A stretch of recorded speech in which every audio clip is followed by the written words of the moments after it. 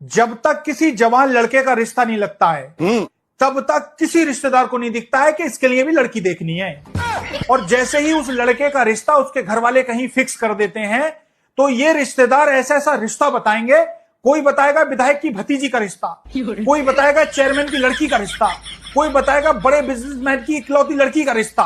तो जब तक वो खाली घूम रहा था तब तक तुम्हारी आंखें फूट हुई थी, और जैसे ही उसका रिश्ता लगा उसके बाद तुम अपने अपने ब्लो से निकलने लग जाते हो। मामी अलग बोलेगी, बुआ अलग बोलेगी, मौसी अलग बोलेगी, तुमने लड़के का रिश्ता कर लिया बताया तक नहीं। अरे कम से कम लड़की देख रही थी मुझे तो बताती।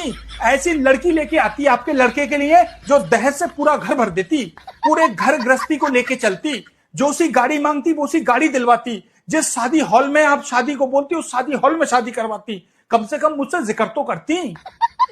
अभी बुंदा खां के जनाजे में आई थी, 1 घंटा आपके यहाँ रुक के गई, कम से कम उसी टाइम मुझसे डिस्कस कर लेती कि हम लड़के के लिए लड़की देख रहे हैं। लेकिन तुमने जल्दबाजी कर दी, मुझसे जिक्र तक नहीं करा। मुझे बड़ा दुख हुआ जैसे मुझे पता चला कि तुम्हारे लड़के का रिश्ता वहां से हो गया है। अरे कम से कम मुझे इशारा ही कर देती कि लड़के के लिए लड़की देखने जा रहे हैं। अरे मुझसे बात नहीं होती है, कम से कम इनसे फोन पे बात होती है, इन्हीं को बता देती कि हम अपने लड़के के लिए लड़की देख रहे हैं। अपने देवर की साली लेके आती इसके लिए मैं। इतनी लंबी चौड़ी खूबसूरत लड़की है। अभी कुछ दिन पहले मुझसे ही कह रहे थे कोई लच्छा लड़का हो तो बताना।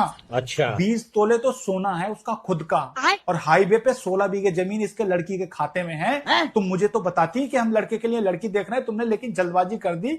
मुझे बड़ा मलाल हुआ जैसे मुझे पता चला कि तुम्हारे लड़के का रिश्ता वहां हो गया है। मैं तुरंत भागी चली आई, मुझे बहुत मलाल हुआ। तो